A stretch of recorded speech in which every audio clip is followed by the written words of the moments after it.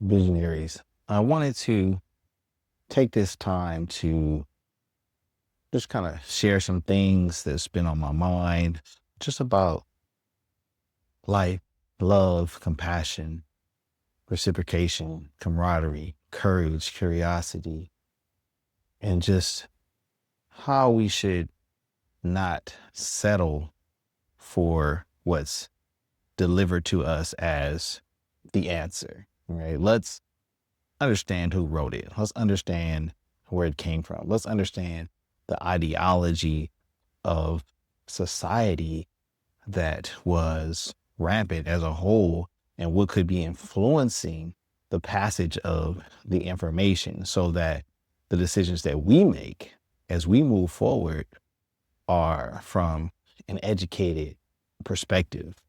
You know, the center of the universe is essentially comes from an atom. All energy comes from the splitting of the atom. Let's just start there. Let's also add into the actual way that you harmonize with the center of the universe is by utilizing the sound oh. Because if you quiet long enough and you get still, that is the actual buzzing, humming sound of the universe. Oh, so it's rather important that we do find ourselves in moments, multiple moments throughout the day of stillness. In nothingness is where power is created.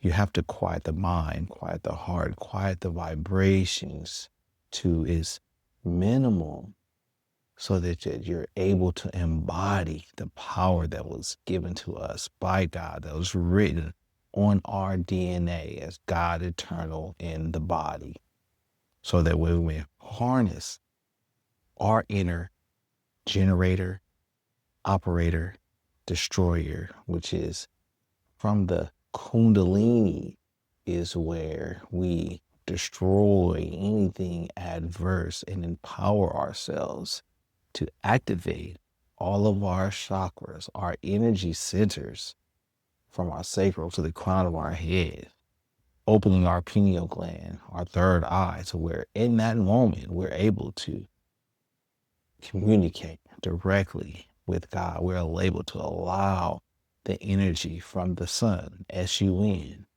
to empower the sun, the S-O-N, which is within us. So we are able to empower our souls, which is the same thing as heaven, because if every letter has a numerical value, then that is what correlates a word to be the same or different. And when you put a numeric value on soul as well as heaven, they mean the same thing. So if the soul has always been synonymous with what's within, something internal, and heaven means the same thing, then that means that heaven is not something that we're seeking, something that we're going to, a place that we're going to. It's a place that's within. And if the root word of education, educo, means to draw from within, that means we must continuously educate, continuously draw from within, the infinite source within, to empower our spirits, our minds, our body, our emotions, our intellectual capabilities, our frequencies to resonate, to elevate, to transcend, to transmute, to ascend to our highest moments of enlightenment, to where in those moments we are most pure and we're able to activate and elevate to our God frequencies and harness the power that was bestowed upon us to master the laws of the universe. One major one being the law of rhythm. We know that what goes to the right is going to go an equal amount of distance to the left. If you consider the left the downswing and the right the upswing, as that pendulum is swinging, it's going to come to a point of neutral.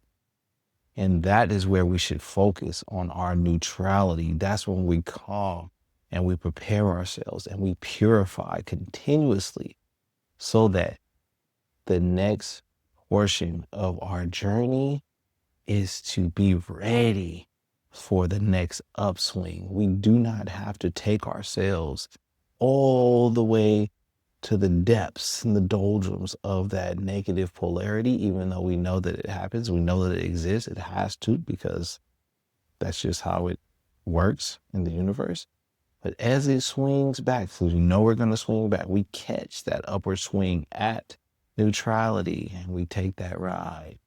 As it comes back down, we find ourselves in stillness. As it goes through its process, comes back, catches us at neutrality, and we go up. So we keep on ascending and ascending and ascending and ascending. The more we do this, the more that we empower others to understand it and reach heart-mind coherence to where we're able to maximize our 3.5 trillion volts of energy that's emitted from our bodies. And we realize that we've been empowered as an infinite source of energy. It could have been done a lot of different ways. The heart couldn't be so powerful. The mind couldn't be so powerful. Our bodies could not work as harmoniously. There could be things that we need other than natural sources to plug into in order for us to work, but that's not the case. We were naturally given the ability to regenerate, to grow, to empower, to speak to ourselves, to speak to our angiogenesis system in regard to it fulfilling its destiny by allowing our bodies to have a seamless flow of hemoglobin in order to keep us going, to keep our blood vessels open, to empower our stem cells to grow and to multiply, to keep us young, to talk to our telomeres and let them know that it's okay to harden. It's okay to get stronger. It's okay to allow our DNA to duplicate so that we stay youthful in the mind, in the body, in the spirit, in the soul, and the emotions, and everything that we do and think, as we operate with compassion. This is just a perfect time, visionaries, to start to understand who you are in the form of I am. When you say it's me, it's me, it's me, that really means I am. It's important to subdue the name given to nothingness. And that all that's left after that, after Gerald, after Vaughn, after Lacey, is I am. It's me.